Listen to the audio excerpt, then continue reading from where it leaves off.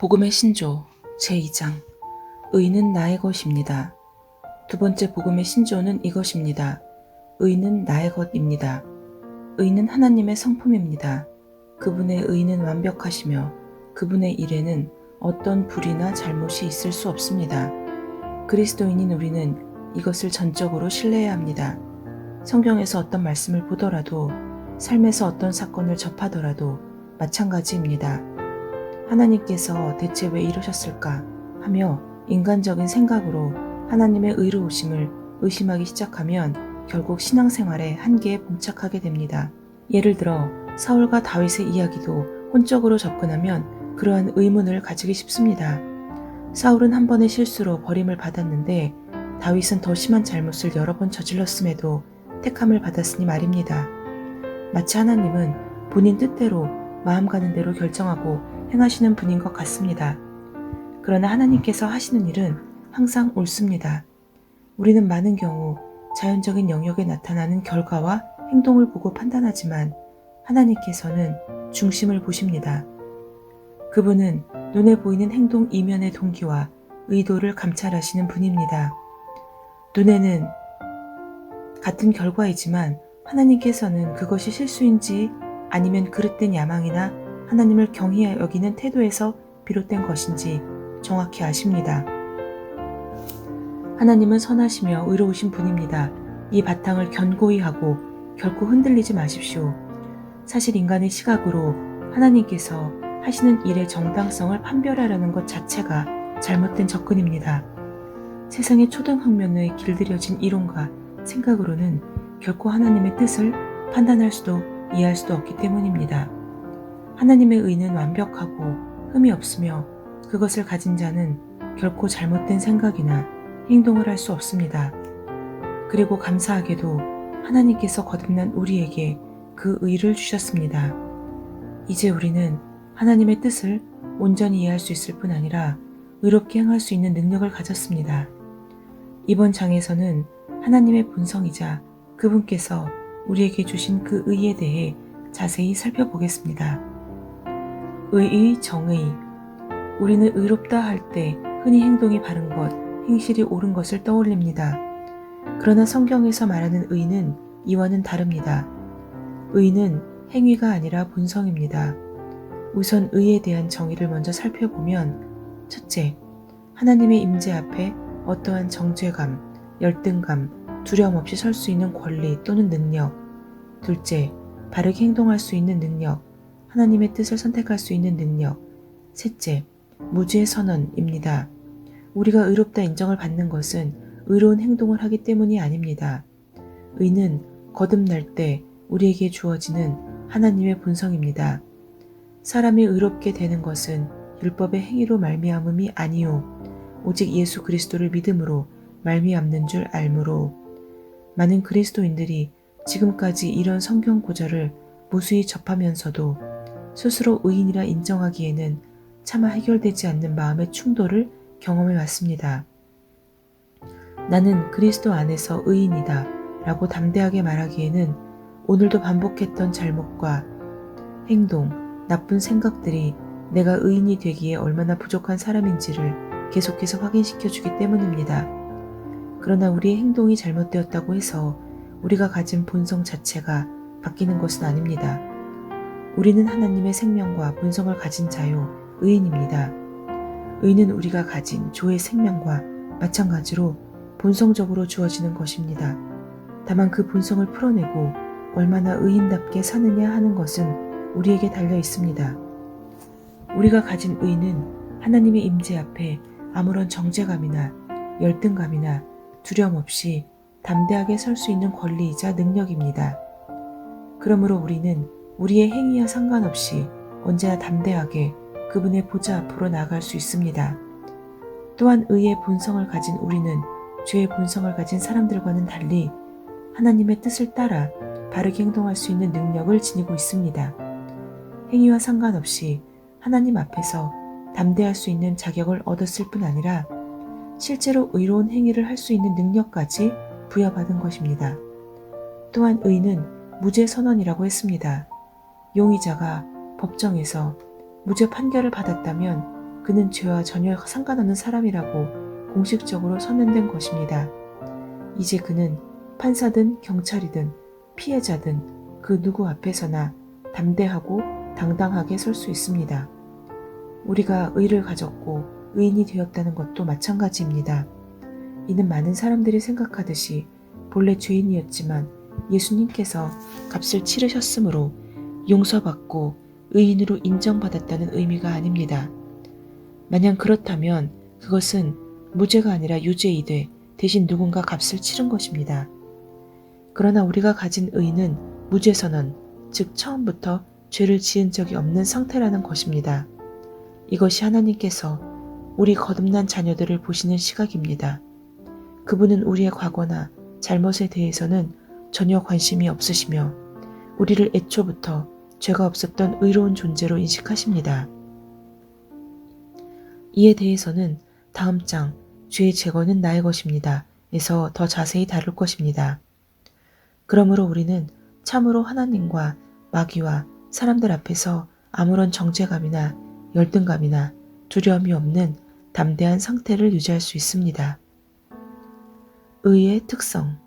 우리가 받은 의에 대해 보다 깊이 이해하기 위해 그 특성을 살펴보겠습니다.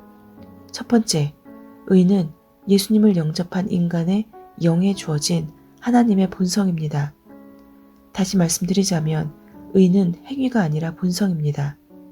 개에게는 개의 본성이 있고 사람에게는 사람의 본성이 있습니다. 사람이 아무리 개처럼 기어다니고 짖는다고 해도 그 본성이 개의 본성으로 바뀌어버리는 것은 아닙니다. 본성은 태어날 때 자연히 얻게 되는 것으로 우리의 힘으로 선택하거나 바꿀 수 있는 것이 아닙니다. 우리가 처음에 육신으로 태어났을 때 어쩔 수 없이 죄의 본성을 타고났듯이 그리스도를 영접하고 거듭났을 때 우리의 어떠함과 상관없이 의의 본성을 받게 된다고 성경은 말합니다. 구약시대 율법에 속한 자들은 죄의 본성을 가졌기 때문에 아무리 죄를 짓지 않으려고 애를 써도 또다시 죄를 짓고 회개하는 삶을 반복할 수밖에 없었습니다. 이것이 죄인의 한계요. 그 한계를 인식시키고 통제하면서 결국 인간은 결코 스스로 죄 문제를 해결할 수 없음을 깨닫게 하는 것이 율법의 역할이었습니다. 그래서 그들에게는 원수를 사랑하라라는 계명이 주어지지 않았습니다. 이는 죄인에게 불가능한 일이었습니다. 그들에게는 죄를 짓지 않을 방법이 없었습니다. 베드로후서 1장 4절. 이로써 우리에게 지극히 크고 귀한 약속들을 주심은 너희로 하여금 이 약속들을 통해서 정욕으로 인해 세상에 있게 된 타락을 피하여 하나님의 본성에 동참하는 자가 되게 하려 하심이라. 하나님께서는 본성을 바꾸지 않고서는 죄 문제를 근본적으로 다루실 수가 없습니다. 율법은 행동을 다루지만 복음을 본성을 바꾸어줍니다. 이것이 하나님께서 인류에게 주신 해결책입니다. 이제 하나님의 본성에 동참한 우리에게는 원수를 사랑하라라는 계명이 주어지는 것이 마땅합니다. 우리에게는 옳은 일을 행할 수 있는 능력이 있기 때문입니다. 지금까지 많은 그리스도인들이 죄 문제를 해결하기 위해 애써왔습니다. 교회 안에서도 죄를 짓지 마십시오. 회개하십시오. 그렇지 않으면 하나님께서 진노하시고 마귀가 역사합니다. 라는 메시지가 선포되었습니다. 그러나 새로운 피조물의 계시, 의의 본성에 대한 계시가 빠진 상태에서 죄의 행위만을 다루려고 한다면 결국 율법에 속한 구약 성도들처럼 범죄와 회개의 끝나지 않는 악순환에 빠지고 말 것입니다. 스스로 죄인이라고 인식하는 상태에서는 결코 죄 문제를 넘어설 수 없습니다. 인간의 혼적인 의지에는 한계가 있기 때문입니다. 먼저 바탕을 바꾸어야 합니다.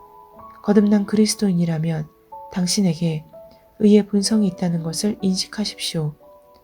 갓 태어난 아기가 사람답게 행동하지 못하더라도 그가 사람의 본성을 가졌다는 사실은 의심할 수 없습니다.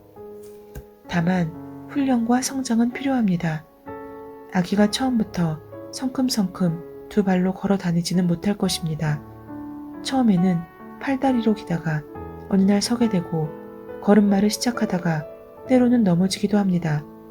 그럴 때 가면 안 돼. 왜 자꾸 넘어지니? 똑바로 걸어야지.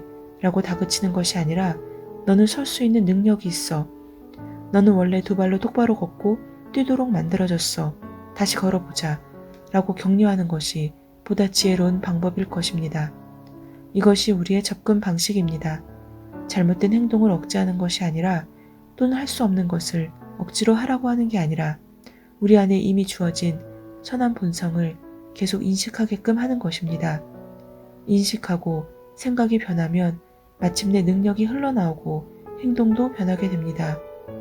이는 절대로 죄 문제를 가볍게 여긴다거나 죄를 지어도 된다고 용인하는 것이 아닙니다. 문제는 행위가 아니라 본성입니다.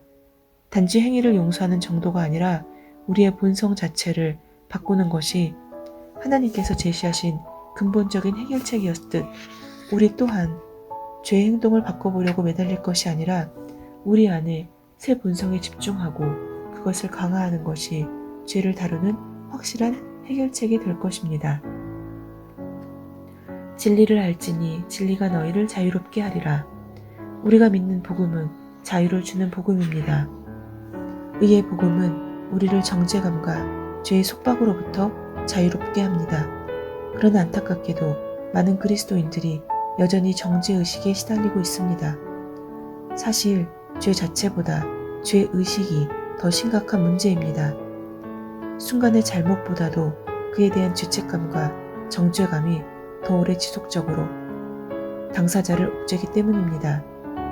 이런 생각으로 인해 하나님 앞에 담대하지 못하고 기도도 잘 못하고 심지어 교회 다니니까 잘못했을 때마다 하나님이 무섭다. 차라리 예수 안 믿는 것이 더 자유롭겠다. 라며 신앙을 버리기도 합니다. 예수 안 믿는 사람들은 죄를 지어도 죄인지도 모르고 아무렇지 않게 살아가니 말입니다. 그러나 죄의식에 아무리 시달린들 죄에서 빠져나올 방법은 없습니다. 해결책은 오직 의를 의식하는 것입니다. 본인이 의인이라는 것을 알고 내가 가진 의는 본성적으로 주어진 것이며 그로 인해 나는 하나님 앞에서 담대할 수 있고 또 옳은 일을 행할 수 있다는 사실을 깨달아야 합니다. 그러면 자연히 그 진리를 따라 도전하게 될 것이고 그럴 때 우리 안에 계신 성령님의 도우심으로 인하여 의의 본성이 삶에서 실제가 되고 능히 죄를 이기며 승리하는 삶을 살 수 있게 될 것입니다. 두 번째 의는 하나님의 선물입니다. 다른 구원의 선물들처럼 우리가 거듭날 때 하나님의 은혜로 거저 주어진 선물인 것입니다. 에베소서 2장 8절로 9절 너희는 그 은혜에 의하여 믿음으로 말미암아 구원을 받았으니 이것은 너희에게서 난 것이 아니요 하나님의 선물이라. 행위에서 난 것이 아니니 이는 누구든지 자랑하지 못하게 함이라. 로마서 3장 24절 그리스도 예수 안에 있는 속량으로 말미암아 하나님의 은혜로 값없이 의롭다 하심을 얻은 자 되었느니라. 처음에 의를 받았을 때 우리의 행위와 상관없이 선물로 받았듯이 마찬가지로 의를 유지하는 것도 우리의 행위와 무관합니다. 잘못한다고 의를 빼앗기는 것이 아닙니다. 우리는 다만 의를 인식하고 그 본성 가운데 거하기만 하면 됩니다. 로마서 5장 17절 한 사람의 범죄로 말미암아 사망이 그 한 사람을 통하여 왕 노릇하였은즉 더욱 은혜와 의의 선물을 넘치게 받는 자들은 한 분 예수 그리스도를 통하여 생명 안에서 왕 노릇하리로다. 하나님께서 우리에게 예수 그리스도를 보내주신 목적은 죄 문제를 해결하고 영생을 주기 위함이었습니다. 그리고 그 영생의 목적은 우리로 하여금 생명 안에서 왕 노릇하도록 하는 것입니다. 즉 우리는 예수 그리스도를 통하여 생명 안에서 왕 노릇할 수 있도록 은혜와 의의 선물을 넘치게 받은 자들입니다. 아멘. 오늘은 두 번째, 의는 나의 것입니다. 라는 주제로 함께 말씀을 나누었습니다. 의는 하나님의 본성을 말하는데 우리가 의롭다 인정받는 것은 의로운 행동 때문이 아니라 예수 그리스도를 믿음으로 말미암는 것입니다.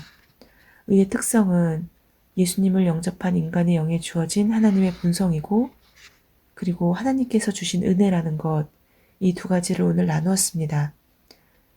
우리는 마땅히 하나님의 본성에 동참하였기 때문에 하나님의 의를 받았고, 그리고 하나님의 의를 받은 우리는 그것을 계속 갈고 닦아서 말씀으로 계속 그 의를 의식하고, 그리고 옳은 일을 행할 수 있다는 사실을 깨닫고 자연히 그 진리를 따라서 도전할 때 하나님께서는 우리 마음속에 그 본성의 삶을 실제가 되게 해주시고 능히 죄를 이기고 승리하는 삶을 살 수 있게 해주신다는 사실입니다. 우리는 하나님 안에서 의인입니다. 그것을 오늘 깨달으며 하루를 살아갈 수 있는 또한 성도들이 되기를 소망합니다. 샬롬.